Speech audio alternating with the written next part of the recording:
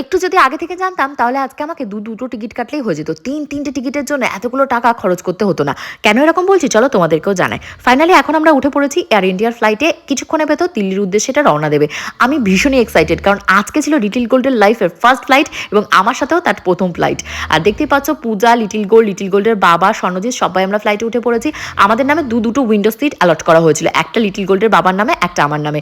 But সেখান থেকে একটা পূজাকে দিয়েছি, একটাতে আমি বসেছি, দুজন মিলে। Sharing is caring. আর জানো তো, ওই যে তোমাদেরকে বলছিলাম দুটো কেন টিকিট কাটলে হয়ে যেত, তিনটে না কাটলে হতো। আমি অ্যাকচুয়ালি বয়সটাই জানি না, ইভেন আমি এখনও জানি না। দেখো, যে জিনিসটা জানি না সেটা জানতে তো আমার কোনো লজ্জা নেই, আর সবাইকে যে সবটা জানতে হবে সেটাও নয়।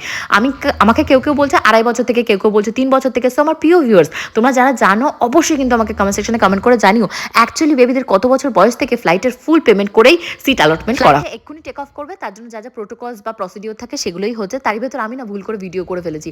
আর এই যে দেখতে পাচ্ছ, এদেরকে কি যেন বলে, ও ও ও আরে এয়ার হোস্টেস, তো সে আমাকে ইশারায় বললো এটা করা অ্যালাউ নেই, তো আমি বন্ধ করে দিয়েছি।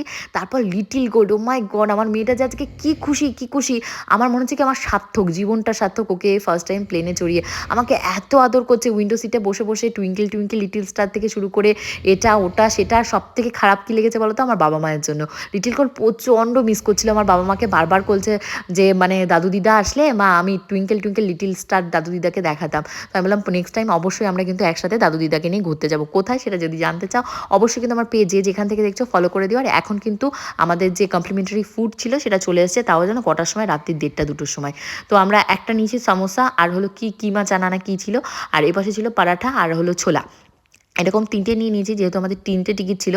আর পূজা, স্বর্ণজিৎ ইন্ডিভিজুয়াল একটা সমোসা নিয়েছে, আর একটা মনে হয় ওরা পরাঠা নিয়েছে। তো আমাদের খাওয়ার যে বিশেষ ইচ্ছা ছিল সেটা নয়, একটু ভিডিও করবো, একটু তোমাদের সাথে শেয়ার করবো। আর ছোটো লিটিল গোল্ড কী বলো তো, মানে যাদেরকেই যা খেতে দেখছে, এখন একটু বড় হয়েছে, এটা খাবো মা ওটা খাবো মা, ফ্লাইটের ভেতর বলতেই থাকে। তো বরাবরই আমরা যখন কোথাও যাই এয়ার ইন্ডিয়াতে যাওয়াটাই প্রেফার করি। আর এখানে খাবার দাবার অলমোস্ট সবসময় ভালো থাকে। লাস্ট টাইম আমরা যখন ছিলাম তখন আমাদের ভালো খাবার দিয়েছিল। আমরা নেপালে গেছিলাম তোমাদের গোপুচন্দ্রের সাথে, তো ওখানে দুপুরে লাঞ্চ পেয়েছিলাম।